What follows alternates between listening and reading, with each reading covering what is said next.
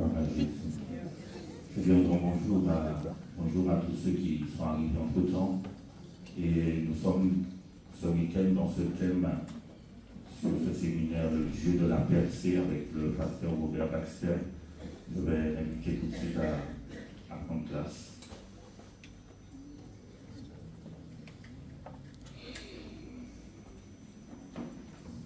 Merci pasteur. Bonjour tout le monde. Bonjour. Ça va? Tout le monde en bonne forme? Ok, il y en a à peu près 2 ou 3 qui sont en bonne forme. Demande à la personne à côté de toi, es-tu en bonne forme ce matin?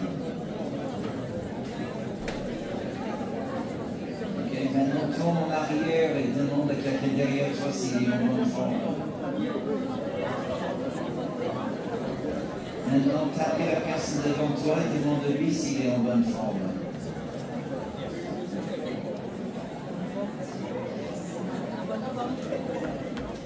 Maintenant, demande à la personne à côté de toi, est-ce que tu serais toujours en bonne forme lorsque le pasteur a fini de prêcher?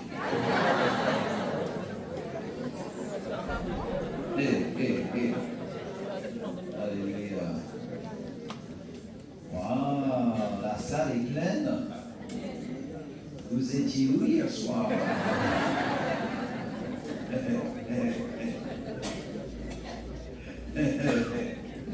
Oh, Jesus.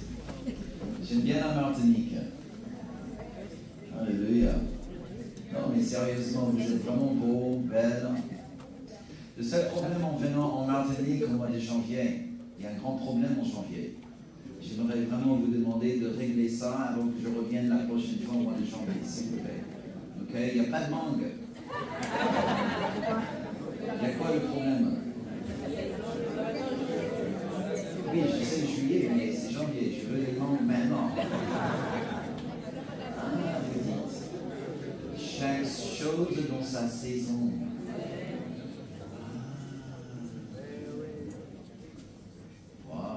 Je n'ai même pas commencé le message frais, mais déjà le Seigneur parle. Dieu est en train de parler à quelqu'un. Chaque chose dans sa saison. Sage est l'homme, amen, qui ne cherche pas des mangues au mois de janvier. Car cet homme qui cherche des mangues au mois de janvier sera un homme frustré.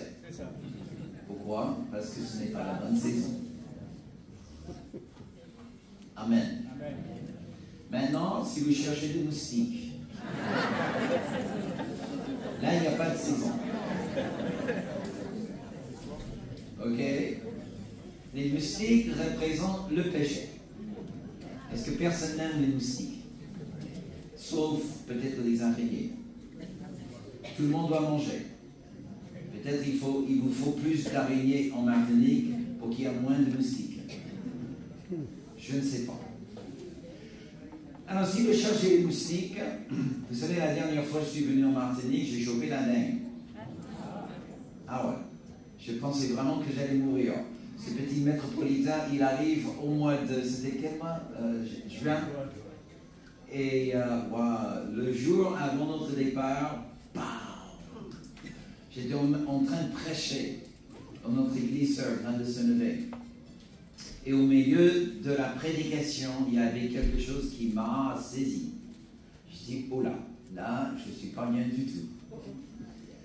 J'ai fini le message, j'ai dit, ok, gloire à Dieu, alléluia, mais il fallait prier pour l'église. J'ai dit, oh là, parce que j'avais promis quand même qu'on allait prier pour l'église.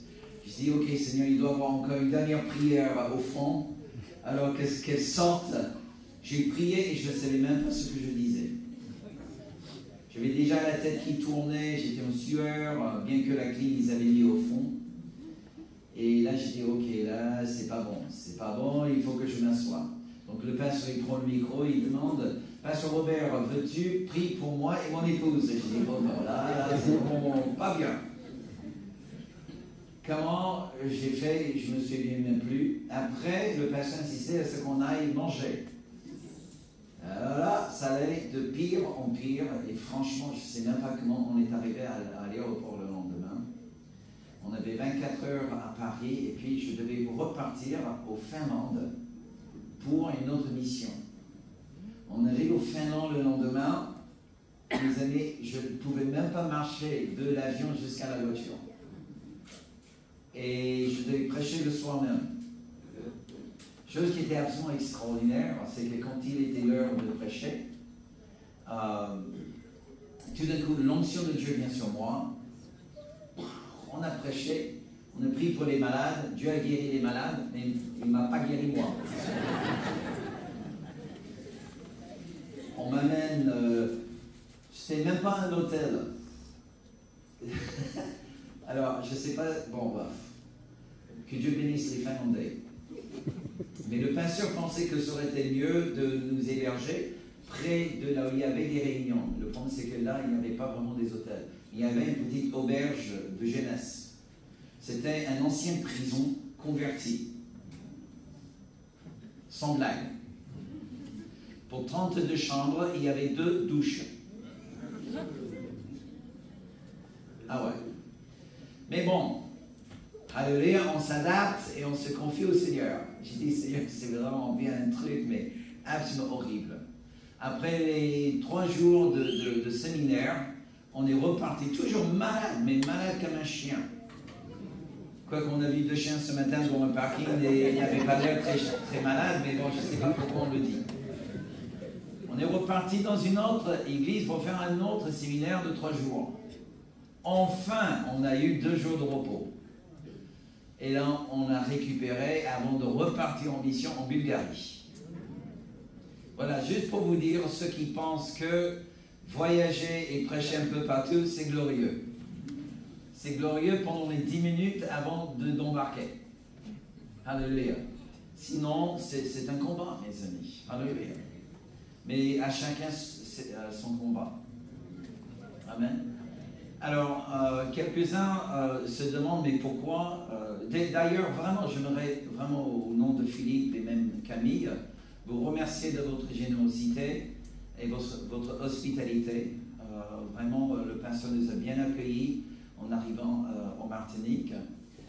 Il est vrai que, juste pour vous dire, déjà l'Église s'est engagée à rembourser mon billet d'avion.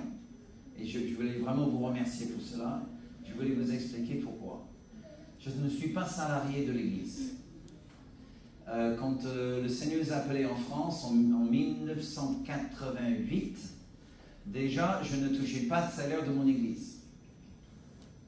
Le jour où le Seigneur m'a appelé, je me souviens bien, je travaillais dans une boutique. Mon pasteur arrive au milieu de la journée, il a dit, voilà Robert, le Seigneur nous a parlé que tu devais quitter ton travail et te joindre à notre équipe. Entrer vraiment pleinement dans ton ministère. J'ai dit, super. Et puis par la suite, il dit, le seul petit bémol, c'est qu'on n'a pas d'argent pour te payer. J'ai dit, mais comment je vais vivre? Ah, tu vas vivre par la foi, il me dit.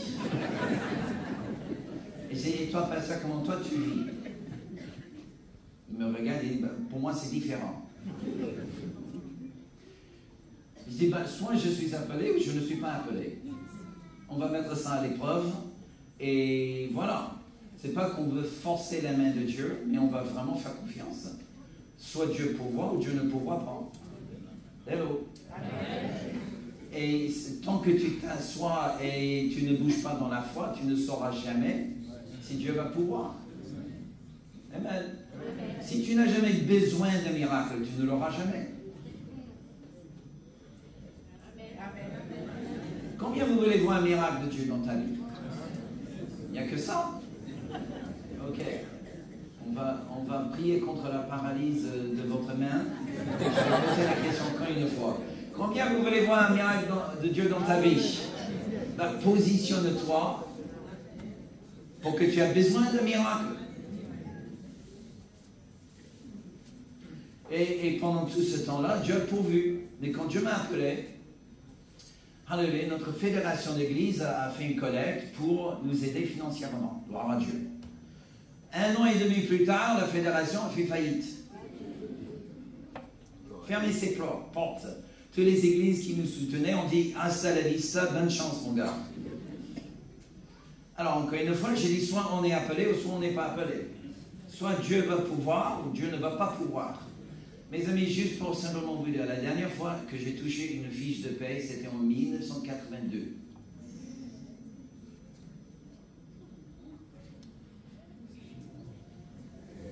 Alléluia. Je ne suis pas venu en France pour voler votre argent. Amen.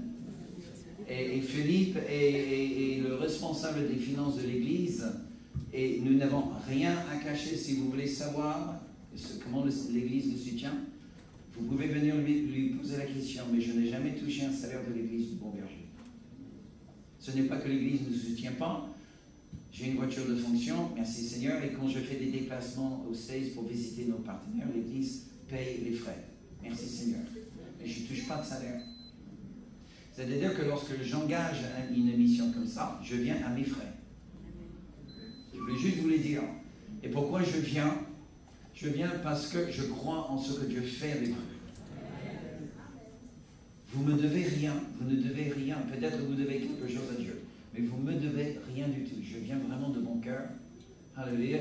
Et ma récompense, c'est votre réussite. Amen. Je ne viens pas pour recevoir une offrande. Je viens vraiment pour vous aider à entrer pleinement dans la percée que Dieu a pour vous. Ne laissez pas le diable vous mentir. Maintenant, ce qui est vraiment important, c'est le plan financier dans l'Église du Nouveau Testament. Je sais qu'en France, et peut-être même en Martinique, on n'a pas le droit de parler des finances. Ah, c'est une fois où je vais citer le fait que je suis américain et pas français. Alléluia, parce que vous savez, les Américains, on aime parler de l'argent. Bah, mais on n'a pas de problème pour parler de l'argent. Ok, mais je me souviens une fois, on m'a dit qu'en France, on n'aime pas parler de l'argent. Donc une fois, après avoir fait des courses au Carrefour, j'avais mon caddie rempli de nourriture, j'arrive à la caisse, j'ai dit à la caissière, j'ai dit désolé ma fille, mais je n'aime pas parler de l'argent et je suis parti. Avec le caddie. Oui, parce que en tant qu'enfant de Dieu, tout est gratuit. Ah, c'est vrai ou pas vrai? Le salut est gratuit, donc tout le reste est gratuit. Hello! N'est-ce pas?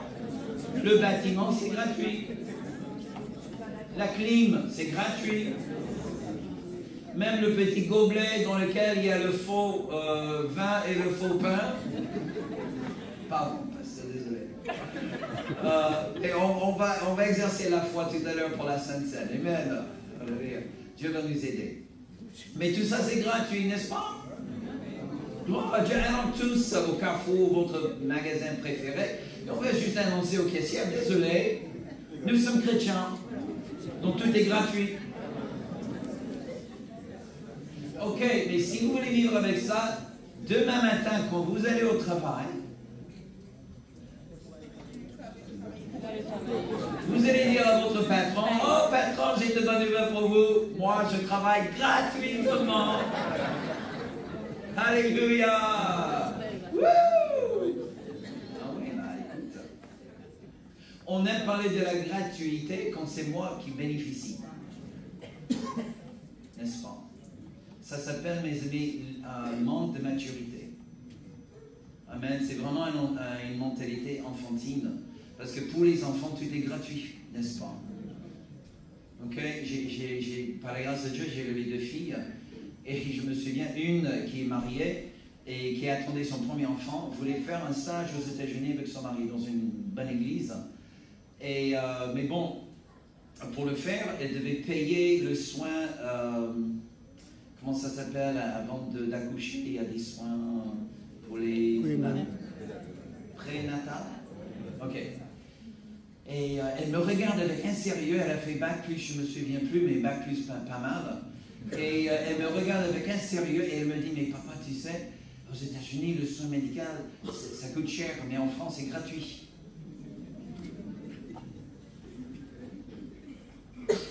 Je dis, chérie, tu as fait combien d'années d'école? Elle me regarde bizarrement, elle dit, mais qu'est-ce que ça fait avec tout ce que je viens de dire? Mais dis-le encore une fois, lentement. Écoute bien ce que tu dis. Quelle partie? Bah, tout. Oui, aux États-Unis, ça coûte cher, mais en France, c'est gratuit. Et c'est gratuit pour qui? C'est gratuit pour qui? Tu penses que le médecin travaille gratuitement? c'est gratuit pour toi maintenant, mais tu n'as pas encore commencé à payer les impôts. Maintenant, elle paye les impôts et elle me dit, oui papa, c'est pas du tout gratuit en France. Oh, waouh, que ça coûte cher. N'est-ce pas? Tout ça pour dire, vous savez, en 1 Corinthiens chapitre 9 et 1 Timothée 5, vous pouvez chercher les textes plus tard. Mais Paul, il cite les textes de l'Ancien Testament pour expliquer comment soutenir le ministère dans le Nouveau Testament. Je sais qu'on aime penser qu'au niveau des finances, Dieu a coupé net entre l'Ancien et le Nouveau, mais c'est faux, mes amis. Paul, il cite les textes de l'Ancien, justement par rapport au soutien du ministère des Lévites, pour expliquer comment ça doit marcher dans l'Église du Nouveau Testament. Amen. Et je dis ceci pour que vraiment vous stimulez, mes amis. Il y a 2 offrandes qu'on amène le dimanche. Ah, vous pensez qu'il n'y avait qu'un seul? Non, il y en a 2. Il y a ce qu'on appelle dans la Bible les prémices. Ensuite, les prémices, c'est quoi? C'est les petites récoltes en début de saison. On regarde les champs et les premiers blés qui poussent à la maturité, on les récolte tout de suite. Ce sont les prémices. On apporte à Dieu les prémices et il bénit tout le reste de la récolte. À la fin de la saison, on récolte la dîme, les 10%. Si on était fidèle avec les prémices, Dieu bénit tout le reste de la récolte pour qu'à la fin, la dîme soit encore plus grande que prévu. Oh. Les prémices s'appellent l'offrande de l'honneur.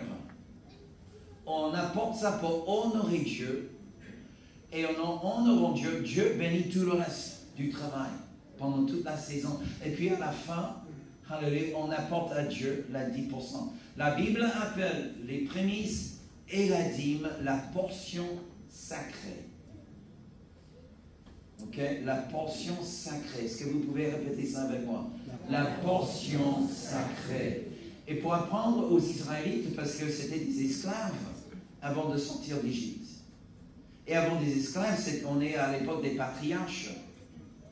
Donc les enfants d'Israël n'étaient pas habitués à donner à Dieu. Donc il fallait apprendre la culture de donner. Donc c'est pour ça que c'était dans la loi de Moïse qu'il fallait, quand tu amènes les prémices, tu te présentes devant le sacrificateur et tu dis, j'ai enlevé de ma maison la portion sacrée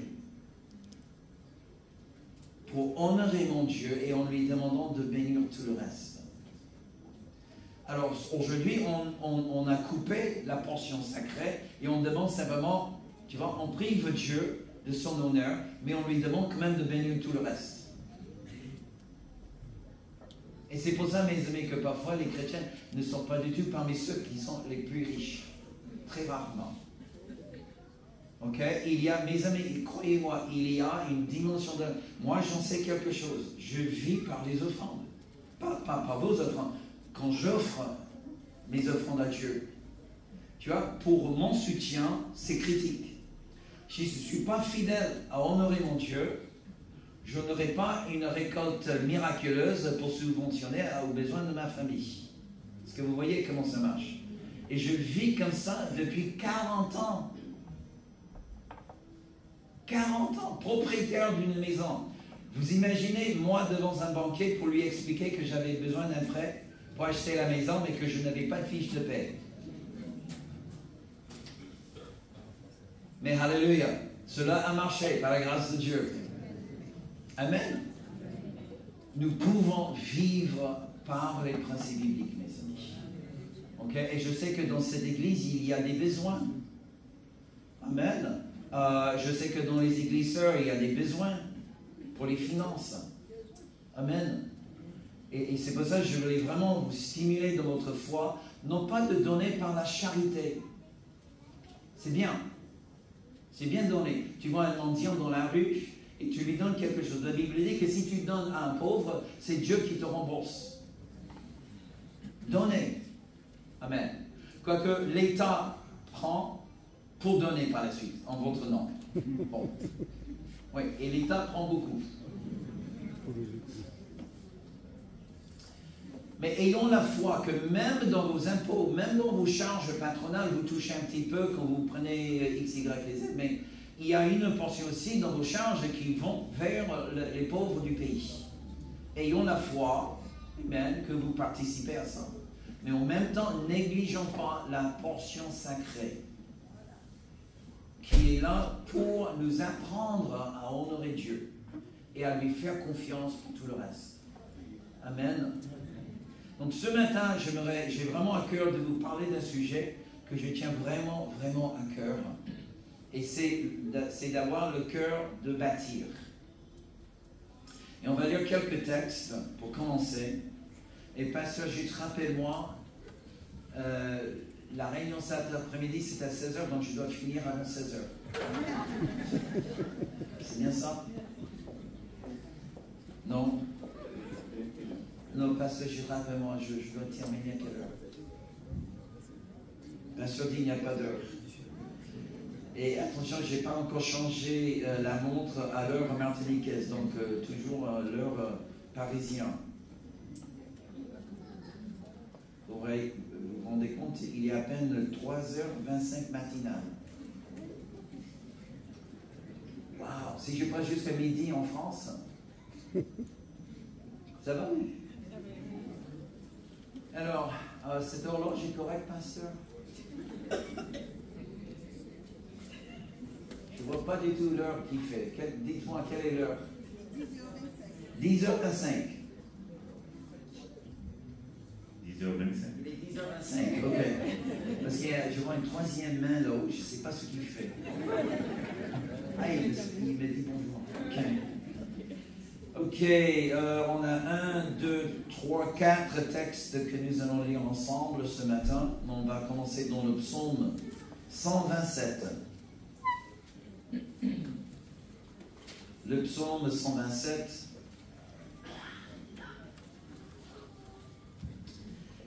Psaume 127, et nous allons commencer dans le verset 1. Cantique des degrés de Salomon. Si l'Éternel ne bâtit la maison, ceux qui la bâtissent travaillent en vain. Si l'Éternel ne garde la ville, celui qui la garde veille en vain. En vain, vous vous levez matin, vous couchez-vous tard, et vous mangez-vous le pain de douleur. Il en donne autant à ses bien-aimés pendant leur sommeil. Wow. Excellent verset. On va revenir là-dessus dans un instant. Proverbe chapitre 14. Proverbe 14 et le verset 1. Proverbe 14 et le verset 1. La femme sage bâtit sa maison, et la femme insensée la renverse de ses propres mains. Ouh. Vous savez, ce texte est tellement bien, j'aimerais vous demander de le lire avec moi à voix haute, s'il vous plaît. Il est sur l'écran? Ah, voilà. Ok, tout le monde à voix haute. 1, 2, 3. La femme sage bâtit sa maison, et la femme insensée la renverse de ses propres mains. Ok, Matthieu 16 et le verset 18. Matthieu 16 et le verset 18. C'est Jésus qui parle et il dit, « Et moi, je te dis que tu es Pierre, et sur cette pierre, je bâtirai mon église, et que les portes du séjour des morts ne prévaudront point contre elle. » Et pour terminer, 1 Corinthiens chapitre 3 et le verset 10. 1 Corinthiens chapitre 3 et le verset 10. Selon la grâce de Dieu qui m'a été donnée, j'ai posé le fondement comme un sage architecte et un autre bâti dessus. Mais que chacun prenne garde à la manière dont il bâtit dessus. On va prier. Et vous savez comment on prie? Vous n'avez pas oublié déjà? Les yeux, les oreilles. Ok, voilà, prenez la main. Ça, c'est pour tous ceux qui ont raté les 2 dernières réunions. Voilà. Ok, on prend la main droite, on place sur les yeux. Père, au nom de Jésus, tu oins nos yeux pour qu'en voyant, nous puissions comprendre. Les oreilles. Seigneur, tu oins nos oreilles pour que chacun puisse avoir l'oreille d'un disciple et entendre la voix du Saint-Esprit. Maintenant, cœurs. Tu oins nos cœurs, Seigneur, et tu rends nos cœurs souples. Alléluia, non lents à croire, mais prêts à croire et à agir. Alléluia, tu vas façonner nos cœurs comme l'argile entre les mains d'un potier, pour que l'image de Jésus-Christ soit forgée au fond de chacun de nous. On lève les mains maintenant. Et Seigneur, nous libérons ensemble l'esprit de révélation et l'esprit de sagesse dans toute la connaissance de Christ. Merci Père que la parole qui est brûlante en ton cœur en cet instant passe à travers cette vase humaine et elle pénètre dans la profondeur de nos âmes, alléluia, avec une puissance, avec une autorité céleste pour nous transformer encore davantage à l'image de Jésus-Christ notre Seigneur. Père, que toute ta bonne volonté, que toutes tes délices, alléluia, s'accomplissent dans nos vies aujourd'hui et que cela soit pour la gloire du nom du Seigneur Jésus-Christ. Et tout le monde dit un grand Amen. Amen, amen, amen, amen. Dieu est un bâtisseur. Amen. Dieu, il aime bâtir. Et quand Dieu bâtit, ce n'est pas juste un petit bricolage, mes amis. Amen. Il bâtit des choses absolument extraordinaires. Déjà, on voit le cœur d'un bâtisseur dans la création. Genèse 1, Genèse 2 nous raconte comment Dieu a bâti le monde, l'univers, le jardin d'Éden, les étoiles, les univers, etc., etc. Selon les scientifiques, les univers continuent à se créer, à se propager vers l'infini à la vitesse de la lumière. Franchement, je ne sais pas comment ils le savent. Mais bon, bref, c'est ce qu'ils nous disent. Nous voyons Dieu, le cœur de Dieu, le bâtisseur, dans la construction de l'arche de Noé. Amen. Est-ce que Dieu, il aurait pu sauver la famille de Noé sans un bateau? Dieu, il aurait pu faire tout ce qu'il voulait faire. Il aurait pu transporter Noé sur le haut de la montagne d'Ararat pour sauver la famille, mais il n'a pas fait. Il a dit à Noé, voilà, tu vas me bâtir un bateau dans lequel je vais mettre des animaux de toute espèce. Franchement, pourquoi faire autant de peine? Parce qu'il y avait quelque chose que Dieu voulait apprendre à Noé. Quelque chose qui est dans le cœur de Dieu. L'homme doit participer au plan de Dieu. Il aurait pu dire à Noé, Noé, reste tranquille. Reste sur ton canapé. Mange ton sac de chips. Bois ton Coca-Cola ou je ne sais pas quoi. L'eau de noix de coco. Et regarde tout ce que je vais faire pour toi. Tout sera gratuit. Est-ce que Dieu aurait pu faire comme ça? Oui. Bien sûr, il aurait pu, mais il ne l'a pas fait. Il a exigé à ce que Noé devienne un participant dans le miracle. Dieu, il a sauvé Noé à cause de l'arche de Noé? Non. Mais il a utilisé l'arche pour le sauver. Toute la gloire revenait à Dieu. Même le travail que Noé a fait, il devait rendre gloire à Dieu, même pour le travail que Noé a fait. Alléluia. Dieu, est-ce qu'il a besoin de toi pour sauver le monde? Ah, question piège. Parce que d'un côté, non, il est souverain, il peut faire tout ce qu'il veut faire sans toi. Mais est-ce qu'il décide de t'utiliser pour sauver le monde? Oui, absolument. Dieu cherche toujours un partenariat. Un partenariat pour construire, pour bâtir. Amen. Il appelle Abraham. Il dit à Abraham, voilà, va dans un pays que je te montre. Il arrive et des années plus tard, ayant reçu la promesse de Dieu dans la forme de son fils, il dit, va dans une montagne que je te montrerai, et là, tu vas me dresser pour moi un autel. Pourquoi aller vers la montagne? Pourquoi pas juste offrir Isaac dans sa maison? Pourquoi alors, une fois arrivé sur la montagne, il fallait porter du bois? Il fallait porter du feu. Si Dieu voulait vraiment que Abraham offre son fils, pourquoi Dieu n'aurait pas pu faire juste tomber le feu du ciel? Non, Dieu avait besoin de la participation d'Abraham. C'était Abraham qui devait construire et monter cet autel. Tout en sachant qu'il allait mettre son propre fils bientôt sur cet autel par la parole de Dieu. Et c'était par les mains d'Abraham qu'il devait bâtir l'autel de sacrifice.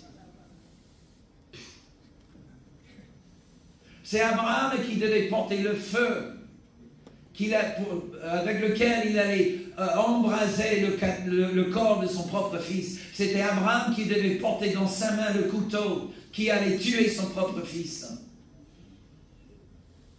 Dieu cherchait un partenaire dans la construction de quelque chose. Plus tard, quand Dieu élève Moïse, on voit encore avec Moïse ce même cœur de Dieu qui cherche un bâtisseur avec son serviteur. Et il dit, voilà Moïse, tu vas me construire un tabernacle. Et voici, tu vas le faire combien de mètres en longueur, combien de mètres en largeur. Et tu vas faire de A à Z, de tous les détails du tabernacle. Moïse, fais ce que je te demande. Tu n'as pas le droit de faire juste n'importe comment. Wow. Est-ce que Abraham a construit pour Dieu un tabernacle? Non. Mais Moïse devait le faire. Et pas juste n'importe comment. C'était vraiment selon les ordres de Dieu que Dieu met clairement. Et puis tous les ordres, mes amis, c'est ça ce qui est absolument extraordinaire. Parce que tous les ordres de Dieu pour la tabernacle sont écrits dans les Écritures. Cela fait partie de la parole éternelle de Dieu. Pourquoi c'est important pour nous de savoir combien de mètres en longueur et largeur, etc. Qu'est-ce que ça a à faire avec notre vie spirituelle? Ah, c'est les détails, mes amis. Dieu veut de l'obéissance, même dans les détails. Tu vois, cette attitude qui dit, oh, bon, approximativement, c'est ça ce que Dieu veut. Ah non, désolé, mais bien aimé, je vous aime, mais approximativement, ça ne marche pas avec Dieu. Hello. Vous vous rappelez, juste pour vous donner un exemple, vous vous rappelez quand Dieu appelle Abraham de quitter la vie de Ur et d'aller dans un pays qu'il allait lui montrer. Dieu lui dit, laisse ta famille derrière. Est-ce que Abraham obéit cette partie de la parole? Non. Non. Il prend avec lui déjà son neveu, Lot. Dieu avait dit, laissez-le derrière. Abraham n'a pas obéi ça. Il a pris aussi son père. Plus tard, on voit que Dieu parle à Abraham une deuxième fois, selon le Nouveau Testament. Dieu a parlé à Abraham une deuxième fois, après la mort de son père. Abraham a attendu, il a décalé son obéissance jusqu'à la mort de son père. C'est pour cela que quand il arrive sur le pays de Canaan, il trouve une famine. La famine l'oblige à quitter le pays de la promesse pour aller dans quel autre pays? L'Égypte. En Égypte, il ramasse beaucoup de richesses et dans la richesse aussi une servante nommée Agar, qui devient la mère de Ishmaël, qui devient le père de qui? Les Arabes. Mes amis, si Abraham n'avait pas retardé son obéissance, il serait arrivé dans la terre de promise quand il n'y avait pas de famine. Il aurait pu élever tous ces détails, tout ce dont il avait besoin pour survivre la famine sans déplacer en Égypte. On n'aurait jamais eu Agar, on n'aurait jamais eu les Arabes, on n'aurait jamais eu l'islam. Dieu veut de l'obéissance dans l'exactitude. Wow. Si Dieu dit, je veux que tu sois là à 8h, 8h05, ça ne marche pas. Oh, mais quand même, c'est 5 minutes de retard, c'est pas grave. Mais si Dieu dit 8, c'est 8. Amen. Maintenant, si Dieu dit 8h05, c'est super. C'est même excellent. Hello. Vous êtes encore là. Oui. Ok, dans les temps de Salomon, Dieu lui dit, voilà, tu vas bâtir pour moi un temple. Et le temple, tu dis, mais oui, mais il y avait déjà le tabernacle de Moïse. Peut-être le temple n'était pas vraiment le plan divin de Dieu, si c'était le plan de Dieu. Dieu a mis le plan dans le cœur de David, et David a établi tout ce dont c'était nécessaire, et c'était à Salomon de bâtir le temple. Et le temple de Salomon était une exacte copie du temple céleste, selon le livre aux Hébreux. Même Salomon devait apprendre comment construire selon le plan de Dieu. On arrive au temps de Jésus. Qu'est-ce que dit Jésus? Jésus dit, voilà, je bâtirai mon Église. Et même, nous voyons dans le cœur de l'apôtre Paul, nous l'avons lu, mes amis, en 1 Corinthiens 3, qu'il a bâti comme un sage architecte. Il n'a pas bricolé. Jésus, il a commencé une œuvre, et Paul, il a pris bien soin de la manière dont il allait bâtir sur l'œuvre qu'a commencé Jésus. Et là, il laisse cet avertissement, celui qui me suit, celui qui vient après moi, qui fasse attention par la manière dont il va construire sur ce que moi j'ai posé. C'est pour ça que, mes amis, lorsqu'on parle même de l'Église de Jésus-Christ aujourd'hui, il ne faut pas qu'on vienne avec un esprit léger. Amen. Il doit avoir quand même, pas la crainte de faire une bêtise, mais la crainte de l'Éternel. La crainte de l'Éternel n'est pas la crainte de faire une bêtise. La crainte de l'Éternel, c'est un tel respect. On se tient dans sa présence tremblante.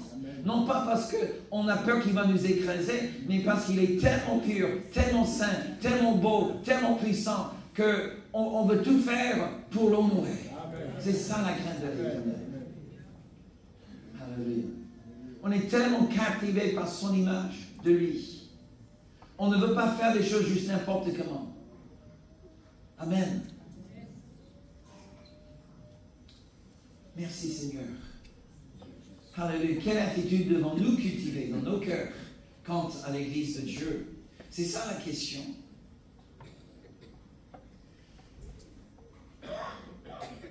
Vous savez ce qui est vraiment remarquable dans la création, Dieu, quand il a mis Adam dans le jardin, tu dirais, ouais, mais Adam n'avait rien à construire, rien à bâtir. Ah, on passe à côté d'un petit détail dans l'histoire de la création. Vous vous rappelez en Genèse chapitre 2, lorsque la Bible parle des 4 fleuves qui coulaient depuis le jardin. La Bible dit qu'il y en avait un fleuve qui s'appelait Pishon et qui passait autour d'un pays qui s'appelait Havila. On n'entend jamais parler du pays Havila. Un pays, la Bible utilisait un pays. Un pays, c'est un endroit où habitent les gens. On se demande, mais c'est qui habitait dans le pays de Havila? La Bible ne le dit pas. J'ai une idée, mais ça serait pour un autre message. Ok? Mais dans ce pays, il y avait 3 choses précieuses. Est-ce que vous vous rappelez? De l'or. De l'or. Oui, et n'importe quel or. L'or pur. L'or pur. Quoi d'autre? L'onyx. Bdellium. Ok? Qui était une plante. Je reviens dans un instant. Et puis, de l'onyx. C'est une pierre précieuse. Ok? De couleur noire. Alors, chose qui est très intéressante, l'or pur était mis dans la terre. Ce n'était pas dans une banque. C'était dans la terre. Le bdellium, c'était une plante avec laquelle, à l'époque, dans le Moyen-Orient, on fabriquait le parfum. Le parfum. Et l'onyx était bon pour rien. C'était juste une très, très belle pierre. C'était pas dur comme le diamant. Ce n'était pas assez puissant pour que ça soit utilisé pour une arme. C'était juste une pierre belle. C'était utilisé uniquement dans la décoration. Pour les bagues, les bijoux, etc. Ok? Mais Dieu, il a mis tout ça dans un pays, avec un fleuve, une autoroute, qui aurait pu permettre à Adam de passer dans ce pays et bâtir. Nous voyons même dans la création que Dieu a mis au fond de l'homme un désir pour la créativité, le désir pour l'innovation et la capacité de prendre ce que Dieu lui donne et l'améliorer pour créer quelque chose avec plus de valeur. Ça, c'est au fond de chacun de vous. Vous avez ces mêmes désirs. C'est l'empreinte digitale de Dieu sur votre âme. Alléluia, amen. C'est pour ça que les jeunes ont fait des études. On ne fait pas des études juste pour avoir un boulot qui donne un bon salaire. Oh mon Dieu. Arrêtez de travailler pour l'argent. Si vous travaillez pour l'argent, l'argent devient votre maître.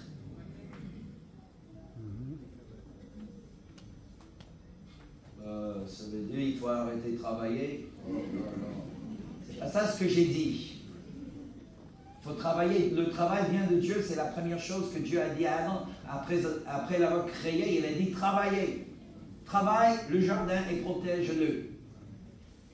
Mais la première chose que l'homme devait faire, c'est un cadeau de Dieu, le travail. Amen. Ce n'est pas une punition, le travail.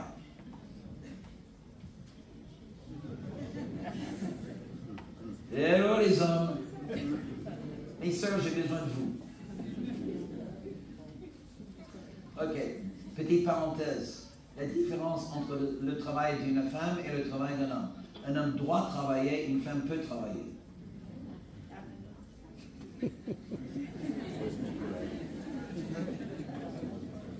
Là, il y a toute la différence. Amen. Un homme doit être entrepreneurial. La femme a l'homme doit, la femme peut. Ok? Mais tous les deux le font pour la gloire de Dieu. Donc arrête servir le maître de l'argent. Et commence à servir Dieu.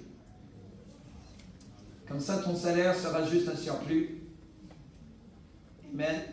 Et non pas ce dont vous dépendez. Dépendez-vous de Dieu. Ok, pasteur, peut-être je reviendrai un jour et enseigner sur les finances. Ok? Je crois que ce serait vraiment bien. Amen. Combien vous sentez parfois lié à l'argent? Personne. Je me suis trompé. Parce que franchement, juste il y a quelques secondes, j'avais vraiment l'impression que vous étiez un peu trop lié à l'argent. Ok? Comment? Prier? Je vais prier. Mais pas tout de suite. Alléluia. Ok, on va continuer. Mais vous avez ce cœur, mes amis. On a tous le cœur de bâtir. Mais là, nous avons lu en Proverbe chapitre 14 que la femme qui est sage, et ça s'applique à tout le monde, bâtit sa maison avec sagesse. Mais la femme qui est folle va détruire sa maison avec ses propres mains. Vous savez, je suis pasteur, comme j'ai dit, je crois hier, je suis pasteur depuis plus de 40 ans. Le nombre de gens qui détruisent leur propre vie par leurs propres moyens, ils n'ont pas besoin du diable. Ils le font tout seuls. Certainement, si vous êtes chrétien depuis un certain temps, vous connaissez certains qui ont bien commencé dans le Seigneur et qui ont fini vraiment mal. N'est-ce pas? Oui ou non? Oui. Okay. Ils ont bien commencé, ils ont commencé à bâtir, ils ont commencé à venir adorer Dieu dans l'église, ils ont commencé vraiment bien à étudier la Bible, prier, ils ont pris le baptême, etc., etc. Amen, ils ont bien lancé, et puis mais petit à petit, ils commencent à être attirés à nouveau par le monde. Hello. N'est-ce pas? Ils ont bien commencé à construire, mais petit à petit, ils donnent la place à la chair, et là, ils commencent à détruire par leurs propres mains tout ce qu'ils venaient bâtir. Et peut-être même chez toi, c'est la même chose. Tu viens à l'église, tu loues les mains, tu lèves les mains et tu loues le Seigneur. Et tout se passe bien, tu es édifié, tu es encouragé, et avant de même rentrer à la maison, tu commences à maudire les gens autour de toi sur l'autoroute parce qu'ils sont désagréables. Hello. Tu commences à critiquer le pasteur parce que ce dimanche, ce n'est pas aussi loin que dimanche dernier. Tu commences à peut-être critiquer les gens qui faisaient la louange. Ouais, c'est pas mon goût. Voilà, c'était ceci, c'était cela, patati, patata. Ok, certainement, vous êtes nettement plus sanctifiés que le reste des chrétiens en Martinique. Okay, mais vous vous rendez compte, avant de même rentrer à la maison, nous avons déjà détruit tout ce qu'on avait bâti pendant le culte. Et on se demande pourquoi alors, il semblerait-il au fil des années que le culte ne sert à rien.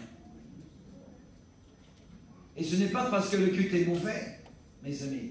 C'est juste que dans la semaine, et on est en train de démolir avec nos propres mains tout ce que le Seigneur a bâti le dimanche. Hello. Est-ce que je parle à quelqu'un? Vous imaginez les gens qui sont à Paris aujourd'hui sont en train de... Ils sont gelés parce qu'il fait tellement froid maintenant. Voilà, c'est le réchauffement de la planète. Il fait vraiment froid à Paris. Imagine, je suis dans la maison et Catherine se plaigne qu'il fait vraiment froid dans la maison. Je dis, t'inquiète, je vais te faire un feu dans la cheminée. Je fais un grand feu, mais il y a toujours des courants d'air. Mais des mauvais courants d'air. Ça bouge dans la maison, elle commence à avoir le nez qui coule, et tous, etc., etc. Vous connaissez l'histoire. Je mets encore de plus en plus de bois dans la cheminée pour chauffer davantage la maison.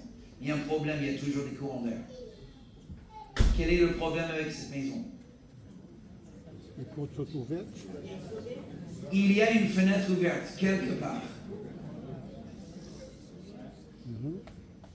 Pour les chrétiens, c'est exactement pareil dans la vie spirituelle. On laisse un accès ouvert quelque part au diable. Et on pense que si je mets juste un peu plus de feu, plus de bois dans la cheminée, on va chasser le froid. Ah ben non, ça ne marche pas comme ça. Il faut chercher où est l'accès. Fermons l'accès et la maison sera plus facile à chauffer. Hello. On demande, Seigneur, alléluia, déverse ton esprit. Déverse ton esprit. Je crois que même, ma fille, on a chanté ce matin, tu vois, que ta gloire vienne encore, Seigneur. On exprime toujours ce désir, Seigneur, encore plus, encore plus. Le problème, c'est que notre tasse est tellement petite. Et même dans la tasse, il y a des trous. Donc Dieu déverse, le problème, c'est que ça fuit partout. Et Dieu n'est pas un Dieu de gaspillage. Amen. Donc, réparer les tasses, amen, élargissons les tasses pour que Dieu il ait quelque chose de fiable dans lequel il peut déverser sa gloire. Parce qu'une fois que Dieu déverse la gloire, il faut porter la gloire. Il faut prendre soin de la gloire. Dieu ne donne pas sa gloire aux touristes. Hello. Dieu va toujours donner sa grâce à tous ceux qui lui la demandent. Mais il ne va jamais donner sa gloire à ceux qui la demandent. Il va donner sa gloire à ceux qui sont prêts à la recevoir. Et je ne dis pas que le chant est mauvais. Le chant est bien. Chantons encore et encore et encore. Mais comprenez, mes amis, que Dieu ne va jamais déverser sa gloire sur les outils qui ne sont pas prêts à la recevoir. Si nous voulons vraiment être une église de la gloire de Dieu, préparons-nous alors. Oh, je pense qu'on va faire un amen un petit peu plus enthousiasmé. Encore une fois, si nous voulons être une église de la gloire de Dieu, préparons l'église pour la gloire de Dieu. Amen. Et là, ça dépend non de ce qu'on vit le dimanche. Ça dépend de ce qu'on vit de lundi à samedi. Moi, je dis toujours aux gens, le niveau de louange vécu le dimanche matin est un reflet du niveau de louange que tu vis toute la semaine. Si tu ne vis pas la gloire de Dieu dans la semaine, ne venez pas à l'église le dimanche en s'attendant à voir la gloire ici.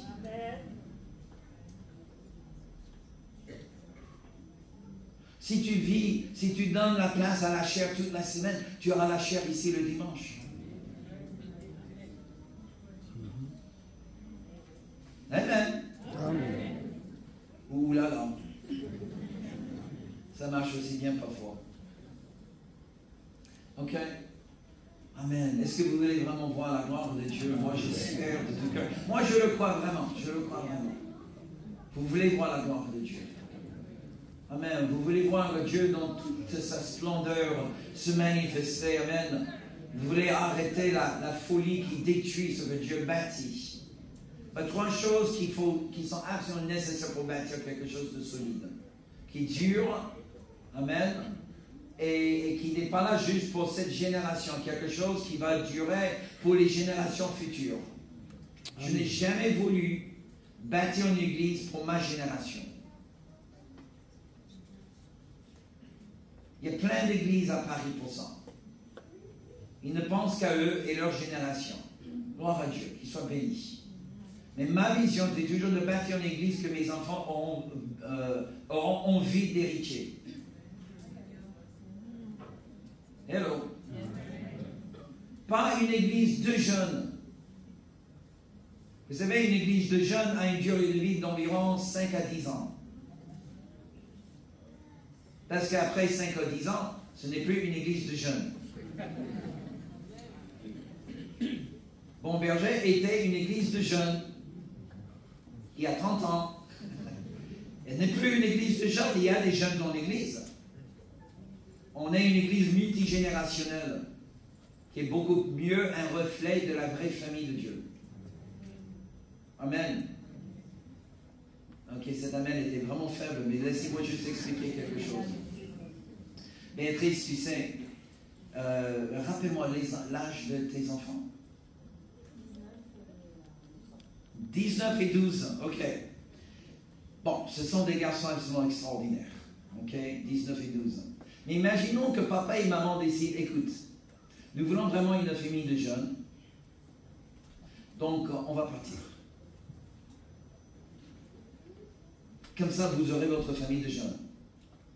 19 et 12, c'est bien. C'est enthousiasmé, ça va péter, ça va bouger.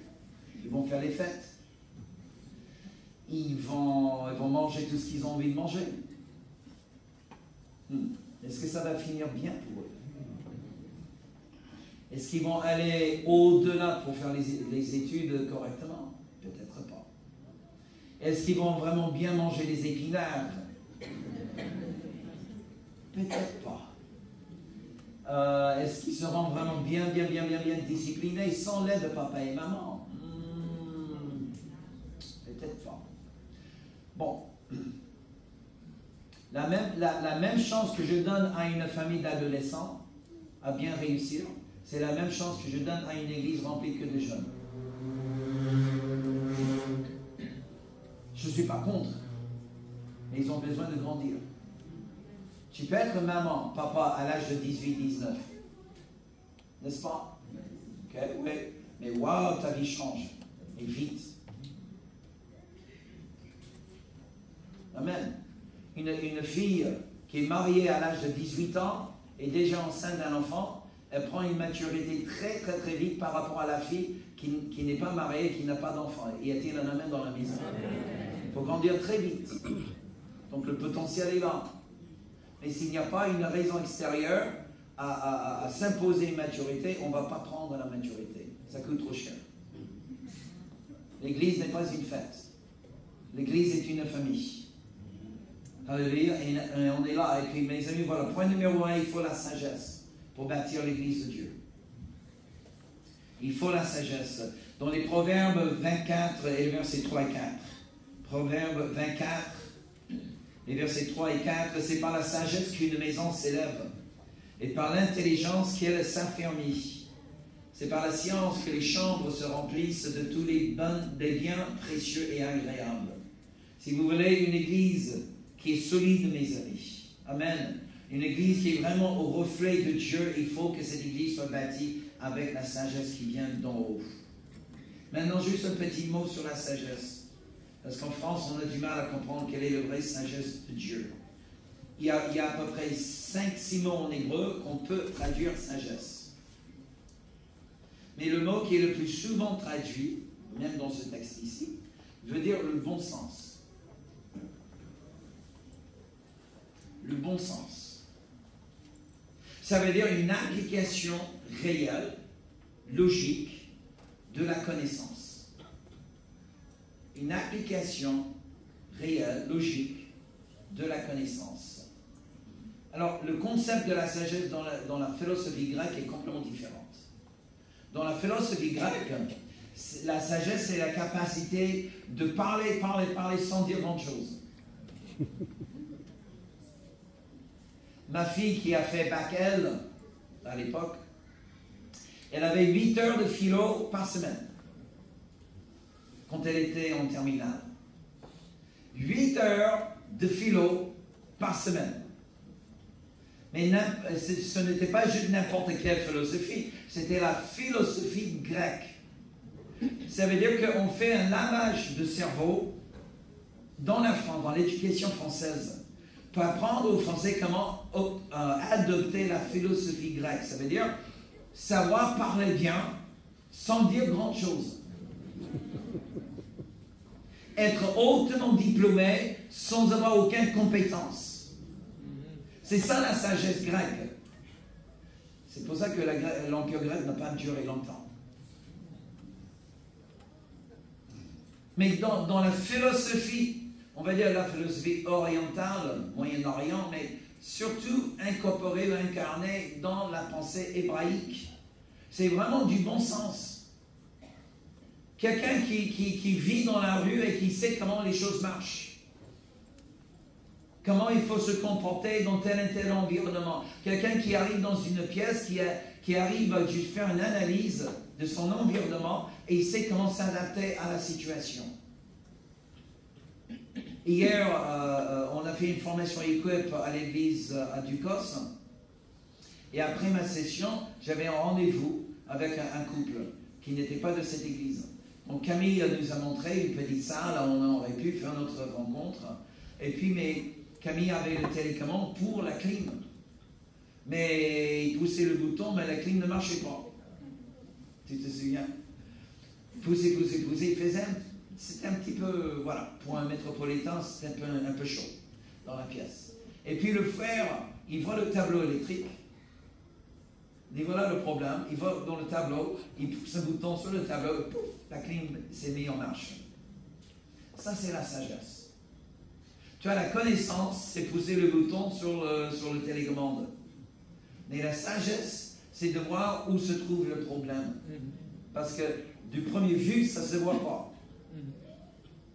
Mais en faisant une petite analyse, voilà. Vous voyez, un philosophe grec, il serait là en train de dire, oui, mais bon, vous comprenez que parfois dans la vie, voilà, ça peut chauffer, et puis, voilà, et là, il parle, et là, on est en sueur, des méors, on veut simplement que la machine marche. Tu vois, mais la philosophie grecque ne cherche pas la fonctionnalité, il cherche à impressionner. Hello. C'est pour ça que même il faut qu'on apprenne le ministère. Parce que ça ne sert à rien d'entendre de belles choses le dimanche matin si pendant la semaine ça ne marche pas. Oh frère, sois encouragé au nom de Jésus. Alléluia. Rentrons à la maison. On verra qui est toujours en vie la semaine prochaine. Ce sont des belles paroles. Et je veux savoir comment ça marche. Hello. Amen. Dites-moi comment ça marche.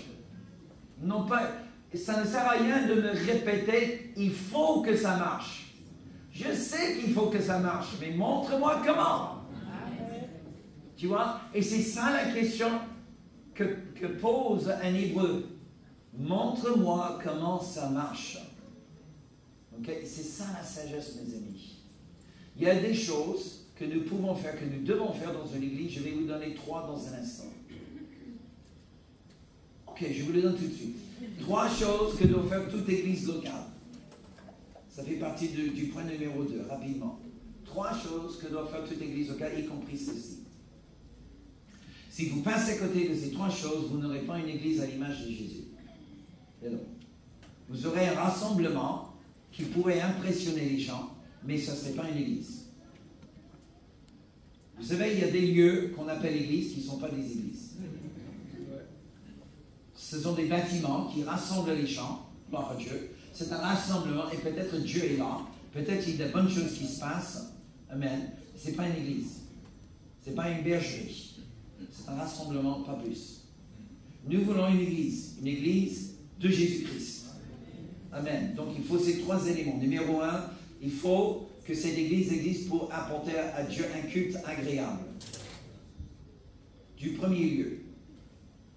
Depuis les temps de Moïse, Dieu cherchait des adorateurs. Honnêtement, mes amis, depuis le début de la création. Quelle est la première histoire après l'exil du Jardin d'Éden? On a parlé de ça hier soir, brièvement. L'offrande d'Abel. L'offrande de Caïn et Abel. C'est la première histoire dans la Bible. L'homme a été exilé du jardin. La toute première histoire, c'est 2 hommes qui apportent une offrande. Dieu a toujours cherché des hommes, des femmes qui sont prêts à l'adorer. Il n'a pas changé. Et si je peux vous dire, et encore une fois, beaucoup de respect, et merci pour le groupe du louange, vraiment, tous mes respects et ma gratitude. Mais puis-je vous dire, mes amis, il y a une énorme différence entre chanter des chants de louange le dimanche matin et louer Dieu avec un chant.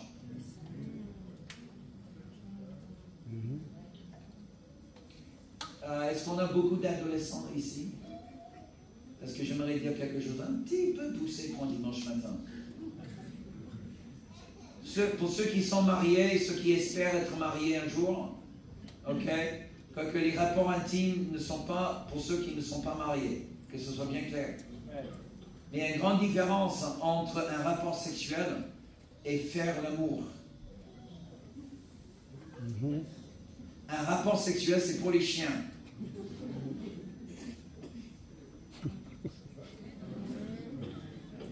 N'importe quelle 2 personnes, tu as un mâle, tu as une femelle, quelle espèce que Dieu a créée, ils peuvent avoir un rapport sexuel. Mais ce n'est pas l'intimité entre un homme et une femme dans une alliance. Ce n'est pas l'amour, ça. Il y a une grande différence. Et un rapport sexuel est pour célébrer une alliance. S'il n'y a pas d'alliance, pas de rapport. J'ai eu un seul amen. Et elle était un petit peu faible. Vous n'êtes pas convaincu? Il faut que je revienne, que j'enseigne un petit peu sur la moralité biblique. À moins où tout le monde en Martinique est archi-sanctifié sur le plan sexuel. Pas un seul amen non plus. Alors là, que se passe-t-il? Vous êtes là ou vous n'êtes plus là?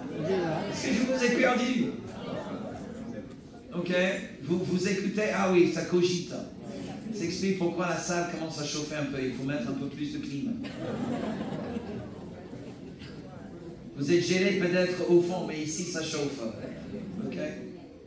Il y a une énorme différence, mes amis. Ainsi que dans la louange, Dieu, il a des gens qui lui chantent. Mais il y a peu qui l'adorent.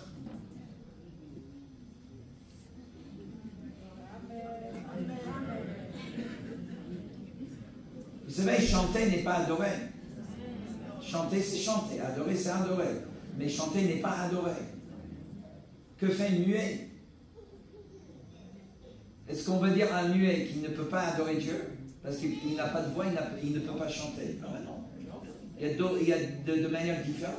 Vous savez que quand vous passez le serpillère ici, c'est une louange à Dieu. Quand vous faites une agape et vous bénissez les uns et les autres, c'est une louange à Dieu. Amen. Si c'est sans hypocrisie. Mais quand vous chantez, mes amis, chantez pour louer. Ce n'est pas un concert gospel. La première responsabilité de toute Église, c'est d'apporter à Dieu une adoration dont il est digne. Alléluia. Les vrais adorateurs, laissez-moi vous dire aussi quelque chose. Vous regardez l'horloge, je dis, ah, c'est pas grave, on va arriver avec 10 minutes de retard. Bon, c'est juste la louange.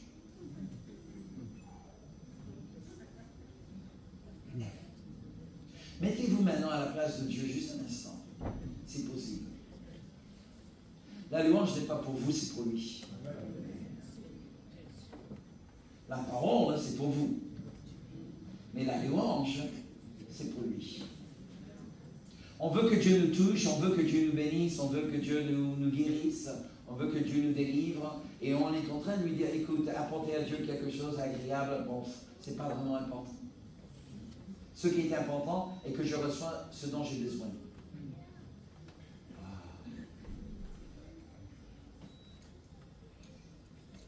Ah, merci mon frère.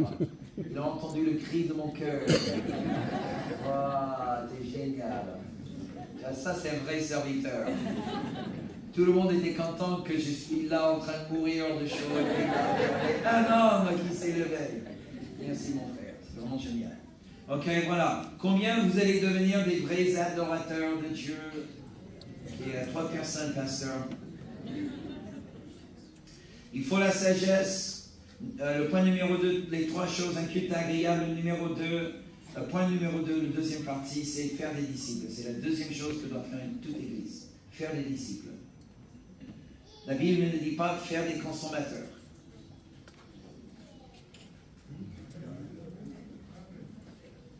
Pasteur, j'ai l'impression que je perds les gens. Jésus veut des disciples. Amen.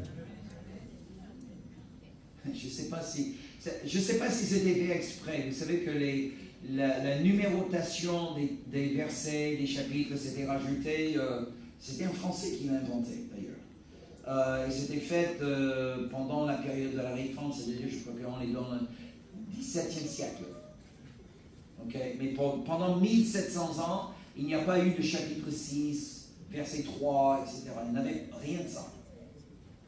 Paul n'a pas écrit en grec, ok, maintenant, chapitre 3, je commence. Non. Il écrivait une lettre à l'Église. Ok? On a rajouté ce système de numérotation afin de trouver les textes plus facilement. Merci mon frère. Mais faire des disciples est vraiment le travail principal de l'Église. Bon, après la louange à Dieu. Dieu ne veut pas de consommateurs, il veut des disciples. C'est bien de venir et être rassasié, de venir le dimanche et recevoir quelque chose. Mais le dimanche, mes amis, même dans un sens, dimanche n'est pas un temps pour la formation. Dimanche est un temps pour nourrir. L'Église doit faire des formations en semaine.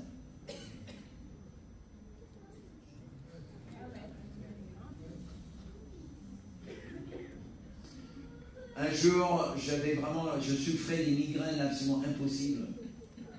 Et je suis allé voir le médecin. Il dit, il n'y a pas de souci, on va opérer. Parce que là, c'est un problème crânien, il faut vraiment opérer. Le problème, c'est qu'en France, il y a vraiment un manque de chirurgiens capables. Mais j'ai un mécanicien qui travaille vraiment super bien sur la voiture. Et lui, il est dispo.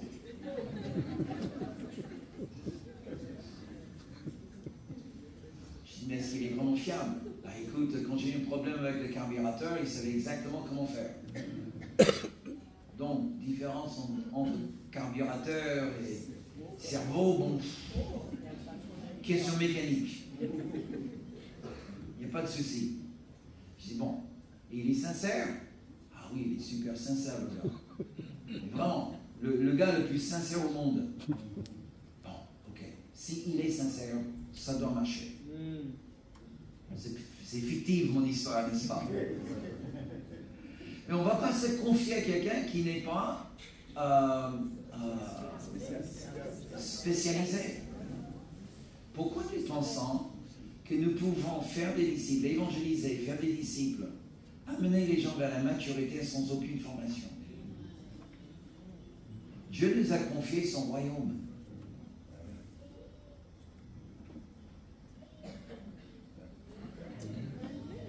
Vous vous rendez compte?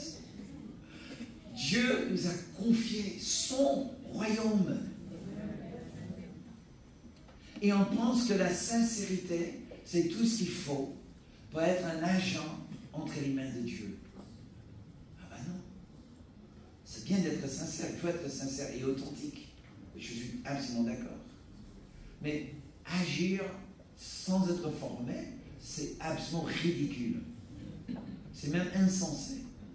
Et on risque, imaginez voilà, le mécanique qui vient dans le bloc opératoire, on lui donne des couteaux et tout le reste qu'il faut pour opérer sur un cerveau, et là il est là, oh mon Dieu, je vais tuer le gars. Un chirurgien, il a exactement le même nombre de mains qu'un mécanique. Ce sont exactement les mêmes outils. La différence, c'est la formation. C'est la seule différence qui distingue un chirurgien d'un mécanique. C'est le niveau de formation, mes amis, c'est tout. Ils ont la même capacité intellectuelle, les mêmes capacités musculaires. 2 yeux, un nez, 2 oreilles, 2 mains, etc., tout ce qu'il faut. Mais la différence, c'est la formation. Et la différence dans ta vie sera aussi la formation. Quelle que soit la vision pour ta vie que le Seigneur a mis en dépôt en toi. Quel que soit le fardeau que tu portes sur ton cœur par rapport à la société autour de toi. Peu importe la zone de l'influence que le Seigneur t'a donnée, forme-toi. Poursuis les formations. Vous savez, une des choses que je dis toujours aux pasteurs, je dis, il faut apprendre l'anglais aujourd'hui. Désolé mes amis. Si on vivait au temps de Jésus, j'aurais dit, il faut apprendre le grec. Vous savez pourquoi on pense que les 2 lettres, Jacques et Jude, n'étaient pas écrits par les demi-frères de Jésus? C'est un argument absolument débile. Dans le milieu théologique, il y a des gens qui disent non, c'est impossible que ce soit des demi-frères de Jésus. Pourquoi? Parce que Nazareth était l'une des villes les plus pauvres au Moyen-Orient à l'époque. Et les gens n'avaient pas les finances pour s'éduquer, pour apprendre à lire et écrire. Et les 2 lettres, Jacques et Jude, sont écrites dans le plus haut niveau grec connu à l'époque. Donc impossible que ce soit écrit par les demi-frères de Jésus. Et je vous rappelle que Jésus, à l'âge de 12 ans, était dans le temple, en train d'argumenter avec les gars les plus érudites du monde à l'époque, et il le faisait en hébreu. On ne parlait pas hébreu à Nazareth. On parlait araméen. Comment Jésus a appris l'hébreu? Il est allé à l'école. Et si Jésus a appris l'hébreu à l'école, il a appris aussi le grec et toutes les autres langues nécessaires à cette époque. N'est-ce pas vrai possible qu'il a inspiré ses frères aussi de poursuivre une éducation? Pour non seulement écrire un livre qui était incorporé dans les textes sacrés de Dieu, mais le faire dans le plus haut niveau grec connu à l'époque. Voici comment l'Église est née à l'époque, mes amis. Amen. Par les gens qui ont eu peine, tu vois, ils avaient du mal à finir les études. Mes amis, nous sommes censés être les gens les plus intelligents au monde, poursuivant la formation. Soyez un vrai disciple de Jésus-Christ. Amen. Troisième chose. Wow. Ok, il faut m'inviter à nouveau pour que je revienne et finir. Peut-être je finirai. Ce soir, il ne faut pas rater ce soir. Je sais que vous négociez déjà votre emploi de temps, je comprends tout à fait, je fais pareil. Mais il ne faut pas rater ce soir. On va parler de l'autorité spirituelle. Et comment nous, en tant qu'hommes et femmes, enfants de Dieu, nous devons marcher dans l'autorité. Amen. Si vous voulez savoir comment marcher sur les serpentes, Serpent. Qu'est-ce que j'ai dit? Bon, bref. Approximativement. Je dis toujours, quand vous m'écoutez prêcher, Dieu va vous donner au moins un des dons spirituels. L'interprétation des langues. Ok. On ne m'appelle pas le petit Robert pour rien. Okay. J'ai droit de changer le français. Non, je plaisante. Merci pour la correction. Mais je disais quelque chose de vraiment important. C'est quoi? Ah oui, marcher sur les serpents. Merci. Si vous voulez apprendre à marcher sur les serpents, il ne faut pas rater ce soir. Maintenant, si vous voulez que les serpents vous marchent dessus, venez voir. Ok, c'est ça. Voilà, c'est entre vous et Dieu. Mais s'il vous plaît, si cette semaine un serpent vient marcher sur toi, ne viens pas dimanche prochain en demandant que le pasteur prie pour toi, parce que tu as raté la réunion. Amen, oulala. Ok. La troisième chose super importante pour chaque église locale, rapidement, et on va finir, c'est d'occuper les lieux célestes. Franchement, ça prendrait beaucoup de temps. J'ai écrit un livre, malheureusement, le livre est écrit en anglais, ce n'est pas encore traduit. Mais si vous lisez l'anglais, vous comprenez assez bien ce que vous lisez quand vous lisez en anglais, vous pouvez le retrouver sur notre site internet. Ok, mais c'est sur les principautés. Chaque église est donnée, chaque église née par la volonté de Dieu est attribuée un poste dans la dimension spirituelle autour de la ville, au-dessus de la ville. Comme une sorte de douanier qui va contrôler tout ce qui entre et tout ce qui sort de la ville. Aujourd'hui, la ville, Fort-de-France, est envahie par les drogues, par les bandits. Hello. Envahi par les sans-papiers. Que font les églises? Vous avez une position dans le domaine spirituel et vous pouvez stopper tout ça. Au moins, vous pouvez stopper les esprits. Hello. Et ça, c'est donné à chaque église. Les églises qui négligent la position spirituelle est une église qui ne durera pas longtemps, d'une manière efficace. Dieu a donné à l'Union chrétienne un poste à occuper dans la dimension spirituelle. Comment le faire? Principalement par la prière et l'intercession. Amen. Donc la prière et l'intercession doivent être une pierre angulaire de cette communauté. Et la prière et l'intercession n'est pas juste donnée à un ou deux personnes. C'est donné à toute l'Église. Une Église qui prie ensemble, reste ensemble. Amen. Okay. Et ce n'est pas une critique. C'est juste un constat, parce que je peux sentir le niveau de prière dans un endroit. Okay. Et par rapport à ce qui vient contre vous, d'un point de vue démoniaque, le niveau de prière n'est pas satisfaisant. Il faut vraiment augmenter, mais largement, le niveau de prière dans l'Église. Déjà, la prière dans vos vies personnelles. Amen. Amen. Et quand je parle de la prière, ce n'est pas juste une petite prière, tu entres dans la voiture et avant de quitter la maison le matin, « Oh Seigneur, est-ce que tu veux bien me bénir aujourd'hui? Je te remets la journée. » Non, je parle vraiment d'un temps de communion avec Dieu, mais comme une communion profonde avec Dieu, tous les jours. Et peu importe la durée, c'est la qualité qui compte. Amen. Mais là où le cœur est vraiment engagé, et tu donnes à Dieu la meilleure partie de votre journée. Vous dites, voilà, mon objectif tous les jours, c'est de lui donner la dîme de mon temps. La dîme de mon temps, tous les jours. Dans sa présence, avant que je fasse quoi que ce soit. Et juste pour vous donner une idée, je lui donne la dîme, ensuite je pars à la salle de sport pour un entraînement assez intensif.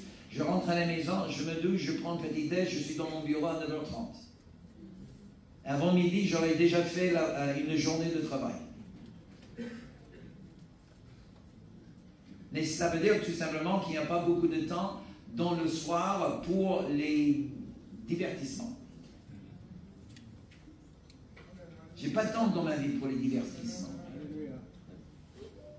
J'ai le temps pour le Seigneur. Pourquoi? Je suis sérieux. Tu es comment?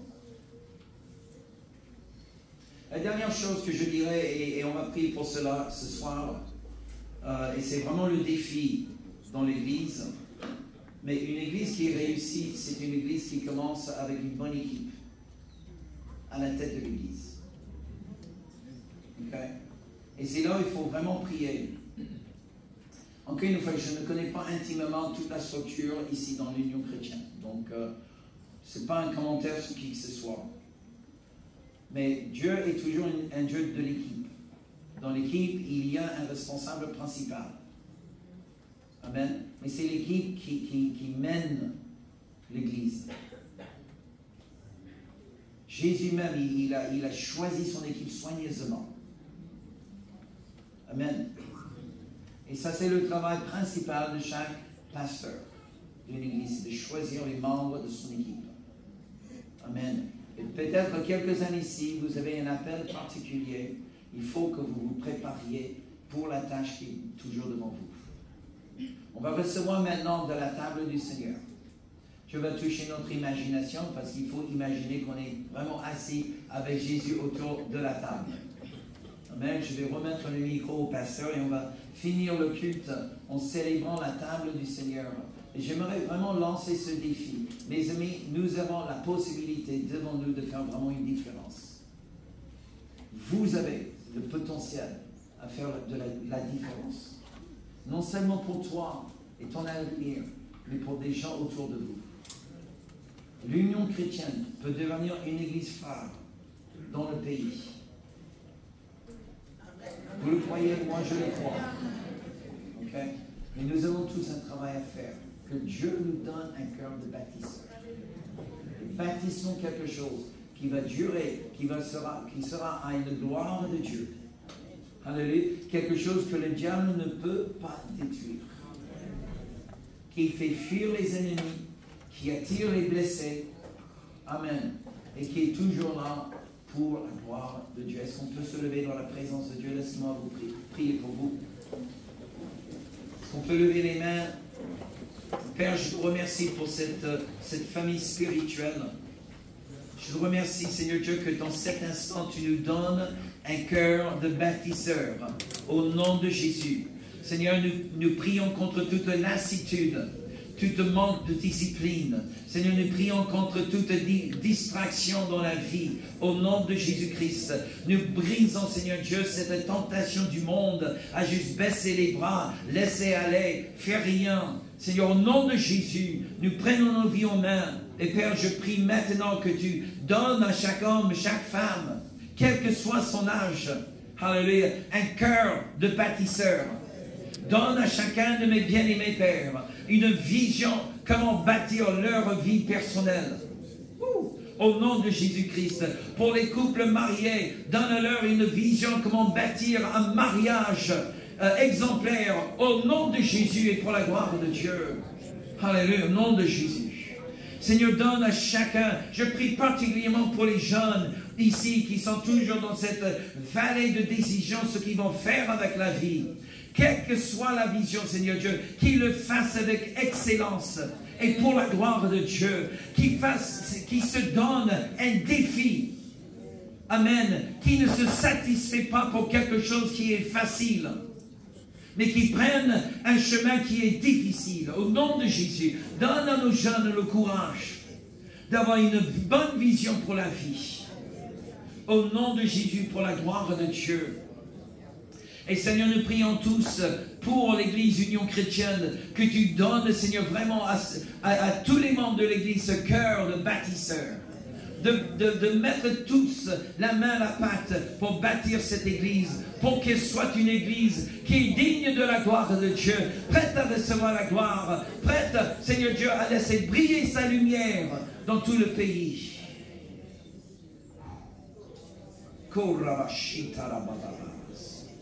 Oh, oh, merci Seigneur Dieu.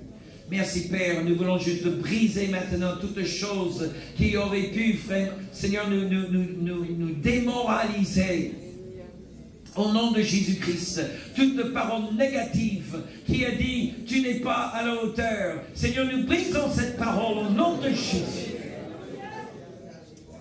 Au nom de Jésus-Christ, c'est Dieu qui décide qui est à la hauteur et qui ne l'est pas.